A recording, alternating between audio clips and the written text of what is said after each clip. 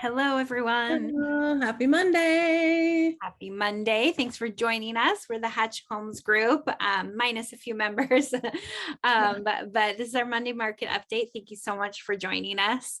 We get this question a lot this time of year. It's fall, the market changes a little bit, and then it kind of, brings up this question for people that are potentially wanting to sell is, should I wait till spring? I mean, Michelle, how often do we get this question? Like even with buyers, honestly. Yeah, they're like, just wait, just wait. Well, waiting can cost you, right? So we're going to go through a few things and like we talk about a lot, some of these things every year. So some of these things like don't actually change. It's a real, like Portland market is very seasonal, but we're going to go over just a few things that you could consider.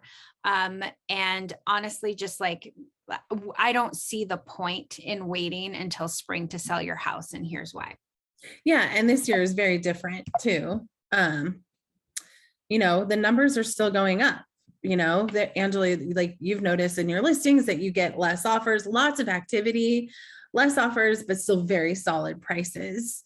Yeah, like that's actually one of the biggest changes this year that we've seen, that we don't normally see.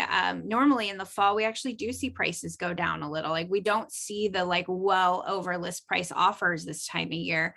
And that is such a big change just because inventory is still low and you still have very motivated buyers.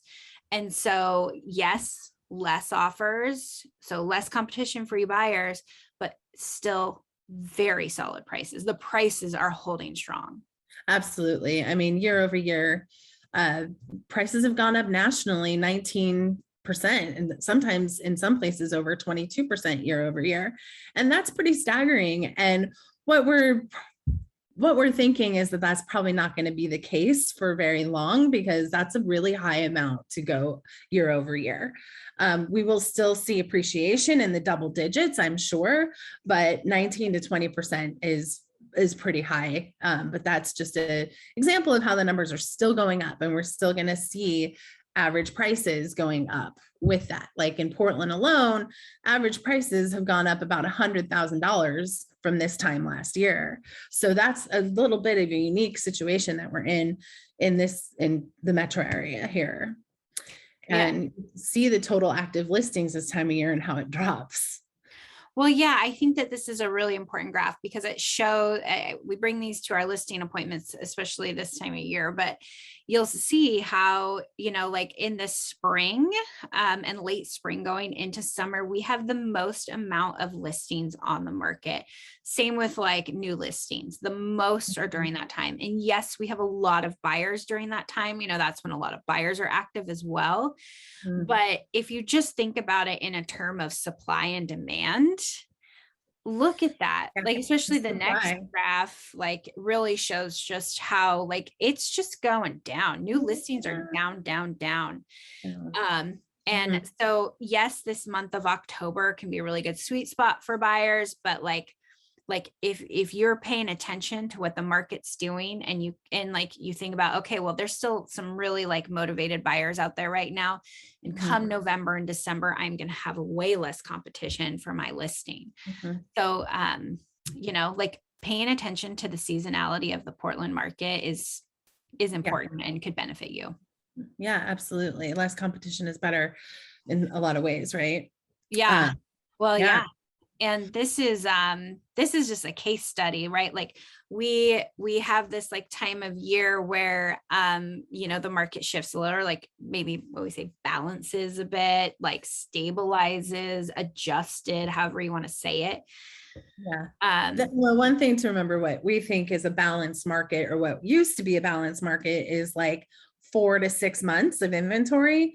When we've seen one month or less this whole year, like now I think a balanced market is like 3 months, right? Like that's probably where it's going to be a really balanced market these days. Yeah. So we're still well off. In Idaho, Boise was leading the way, right? In appreciation. So yeah, talk a little bit about this, Ange. Well, yeah, but I mean, Boise had like massive, like 29% year over year price increases. And like, there was like some months in the spring where they had, I think like the most 8.9 months increase in 1 month. So if you're a buyer in that market, if you can imagine being like, you didn't get one house that you wrote on. So then you go to the next one and the next one's 8.5% higher in price. Like, and so, I mean, it's intense, right? But so they have this like housing trend, the article that says housing trend finally breaks. Boise area home prices drop for the first time in 15 months. So alarming. So it does set off an alarm, and it does make buyers be like, okay, I'm going to like, what's happening? Are we going to have a crash? Like I knew it. I knew we were going to have a crash. I knew the bubble would pop. But if you actually read it, the actual like things that they're talking about is that the year over year, like, or the like price increase has gone down. So there's a difference between prices like going down and the price increase going down. So that's, prices are still going up. Yeah, that's the whole point. Like, so, like it's not necessarily like this things happen, like the markets like shift, and then there's these alarming, like, well, and it's naturally going to adjust itself, right? Yes. Because it has to. I mean, certain things just aren't as sustainable, but there's still so much gain in it. Yeah, like absolutely. I mean, I think that's the biggest point. Like you're still like, if you're selling your house now, you're still getting the increased prices that we've seen over the past year. Yeah. Yeah. So here, this is again, John's not here, but he wanted us to communicate some of his predictions and just some things that we're seeing in the weekly statistics. There's definitely a big push for inventory, as there has been all year. New listings are up, which is great. And, back on market, that's an interesting thing too, because with the multiple offers, there's a lot more backup positions, and that's playing a factor in just the conditions for buyers. But for sellers, like that's still less competition because the months of inventory are still really low, and so we're going to be pushing that. And come spring, that could be a very different story. And this is kind of what John's prediction is that with the higher interest rates coming, that's going to decrease the buyer pool, especially for the prices, because it's going to be a little bit less affordable. And so that could really shift the market at that point, because the buyers will be more stretched. Yeah, buyers will be more stretched with the higher interest rate. So they're just not going to be able to go as high above list price, which will affect our year over year price increase. And it will affect inventory, right? Like just then the homes are not being absorbed as quickly as they have been. And so again, that's not necessarily a bad thing. Like even if we saw a balanced market, I don't think we need to panic like that. Yeah. But even if anything is better.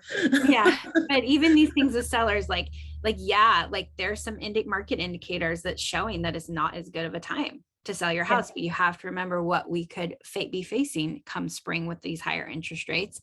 And you have to remember that like the prices are still solid. So, yeah, it's great if you have 10 offers on your house. That's fantastic. But you really just need one or two really solid buyers and solid offers, and it's all cash to you, right? Like at the end of the day. So yeah, I think that's important. I think that, why we say this is just to kind of give you an idea of what to expect, because there's a lot of high expectations from sellers. And this, we like to just keep it real and give you the numbers and our professional opinion. And that's what we're here for. If you are thinking of waiting, let's talk about that a little bit more to see what that could actually mean for you. Yeah, absolutely. And I hope this is helpful. We could talk more about this and kind of what it means. And, obviously everyone's situation is different, and we can talk through that. Yeah. So thank you again for tuning in, and maybe John will be back next week. Have a good one. Bye.